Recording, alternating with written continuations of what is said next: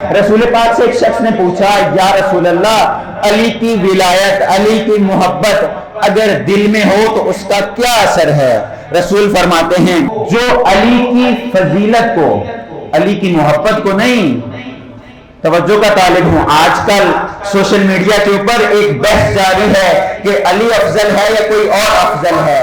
رسول پاک فرما رہے ہیں جو شخص علی کی افضلیت کو اپنے دل میں رکھے گا خداوند متعال اس کے تمام گناہوں کو معاف کر دے گا۔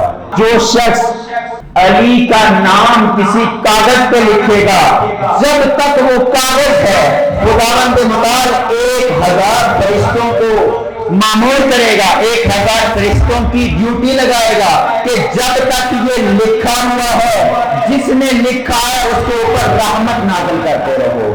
جو شخص اور فرشتے اس کے لیے مغفرت کی دعا کریں گے۔ جو شخص علی کے فضائل کو لکھے اور لکھنے کے بعد پڑھے اس کے منہ کے گناہ معاف ہو جائیں گے۔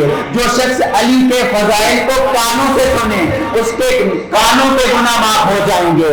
جو شخص علی کا نام لکھا ہوا یا علی کو دیکھے یا علی کا نام لکھا ہوا دیکھے آنکھوں کے گناہ معاف ہو جائیں گے۔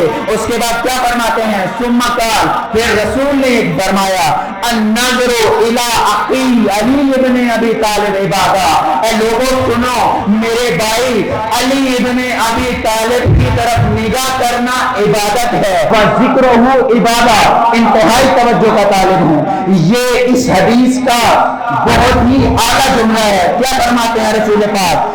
ولا یقبل اللہ الایمان عبد الا بولایتہ، خداوند متعال کسی شخص سے اس وقت تک ایمان قبول نہیں کرے گا جب تک اس کے دل میں ولایت علی بن ابی طالب نہیں ہوگی۔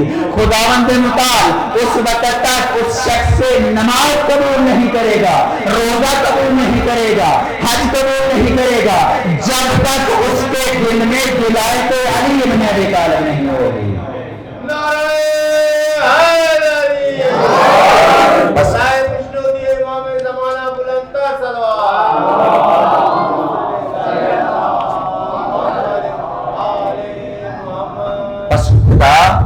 اس وقت تک کوئی عبادت قبول نہیں کرے گا جب تک دل میں ولایت علی ابن ابی طالب نہیں ہوگی۔